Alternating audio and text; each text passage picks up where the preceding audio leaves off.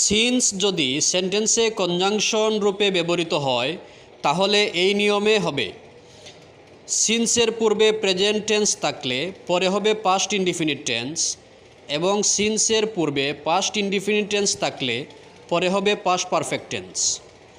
Such as যেমন 2 years have passed since my grandfather die.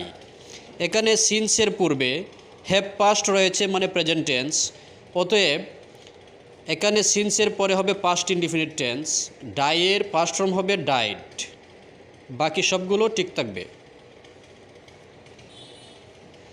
Many years pass since I saw you last. এখানে সিন্সের পর রয়েছে স মানে পাস্ট ইনডিফিনিট টেন্স, অতএব সিন্সের পূর্বে হবে present tense.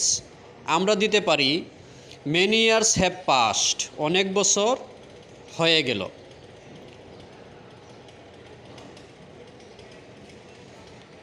It be 3 years since I came here.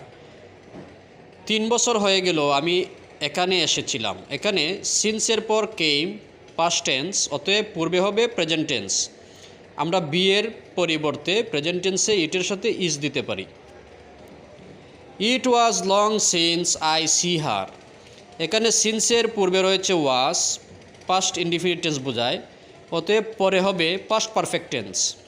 এখানে আইসি এর পাস্ট পারফেক্ট টেন্স হবে, আই এর পর দিতে হবে হ্যাড, তারপর নিয়ম অনুযায়ী ভার্বের পাস্ট পার্টিসিপল ফর্ম সিন।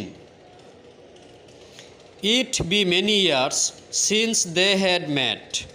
এখানে সিন্সের পর রয়েছে দে হ্যাড মেট, হ্যাড মেট দিয়া কী বোঝায়? ভার্বের পাস্ট পারফেক্ট টেন্স, অতএব পূর্বে হবে পাস্ট ইনডিফিনিট টেন্স, সিন্সের পূর্বে past indefinite tense.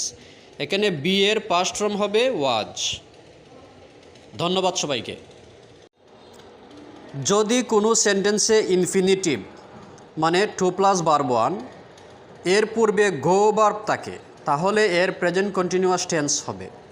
For example, উদাহরণ, he go to open a new account.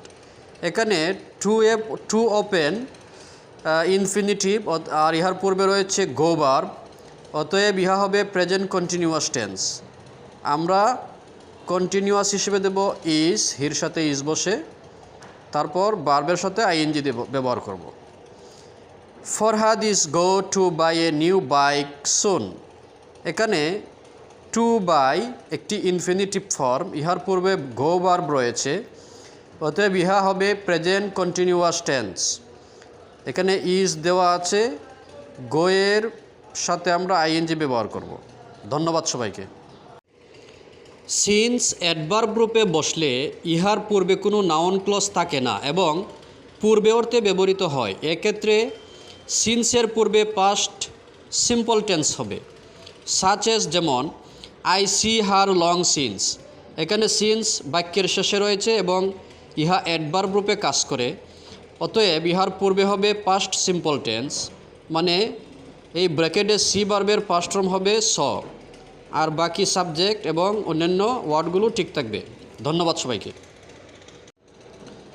কোনো সেন্টেন্সে last, yesterday, once, earlier, formerly, long since, long ago, before, last week, last month, last year etc, once upon a time ইত্যাদি থাকলে ইহা past indefinite tense হবে।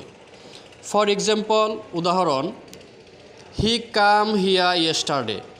এই বাক্যে yesterday ওয়ার্ডটি থাকার কারণে কামের পাস্ট ফর্ম হবে কেম, মানে past indefinite tense. Shimu met me long ago. এখানে লং এগো ওয়ার্ড থাকার কারণে উক্ত বাক্যটি হবে পাস্ট সিম্পল টেন্সে, মানে মিটের পাস্ট ফর্ম হবে ম্যাট। দে ইনভাইট আস লাস্ট উইক।